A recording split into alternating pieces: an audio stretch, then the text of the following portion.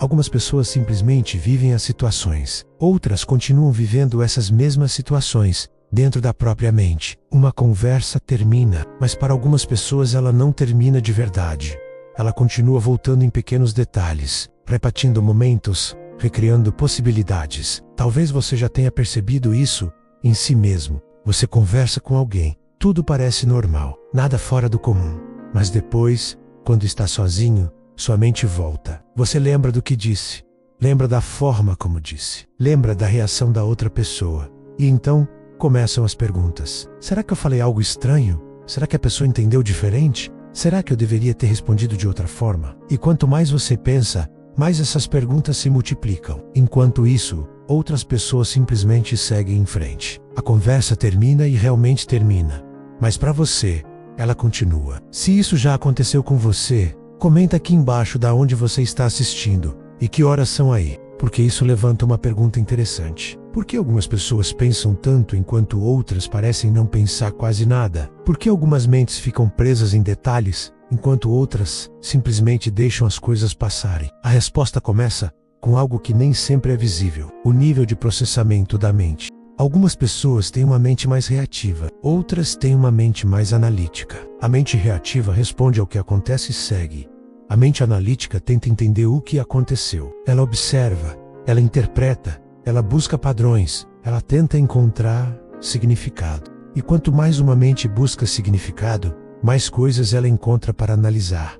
Isso não é algo negativo. Na verdade, muitas das pessoas que pensam mais são também as que percebem mais detalhes e entendem melhor comportamentos. Conseguem refletir com mais profundidade. Mas existe um efeito colateral silencioso nisso. Quando você percebe mais, você também tem mais coisas para processar. E isso cria um acúmulo de pensamentos, de interpretações, de possibilidades. E pouco a pouco, a mente começa a funcionar de forma diferente. Ela deixa de apenas reagir ao mundo e passa a tentar entendê-lo o tempo todo. E isso parece útil até deixar de ser, porque nem tudo precisa ser entendido profundamente, nem tudo precisa ser analisado, nem tudo precisa ser resolvido. Mesmo assim, a mente continua tentando, e isso cria um ciclo silencioso, em que cada situação gera múltiplas interpretações. Cada interpretação gera novas dúvidas, cada dúvida gera novos pensamentos. E quando você percebe, já está pensando muito mais do que gostaria. Isso acontece especialmente com pessoas que desenvolveram uma alta consciência, pessoas que observam a si mesmas,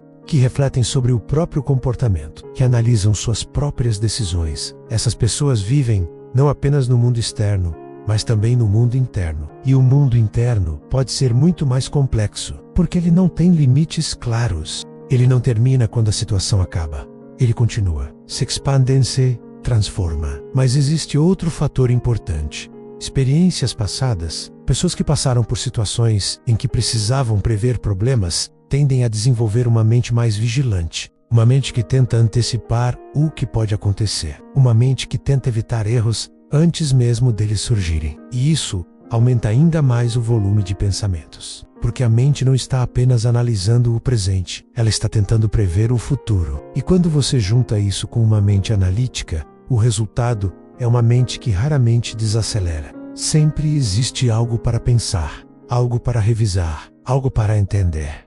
Mas existe algo curioso nisso tudo. Quanto mais você tenta resolver todos os pensamentos, mais pensamentos aparecem. É como tentar organizar algo que não para de crescer. E isso cria uma sensação de cansaço constante. Não porque você está fazendo esforço físico, mas porque sua mente nunca realmente descansa. Mesmo em momentos de silêncio, ela continua ativa. E isso pode fazer parecer que existe algo errado, mas na verdade, não existe. Pensar muito não é um defeito, é uma característica, uma forma específica de funcionamento da mente. Mas como qualquer característica, ela tem dois lados. Pode ser uma força ou pode se tornar um peso, dependendo de como é vivida.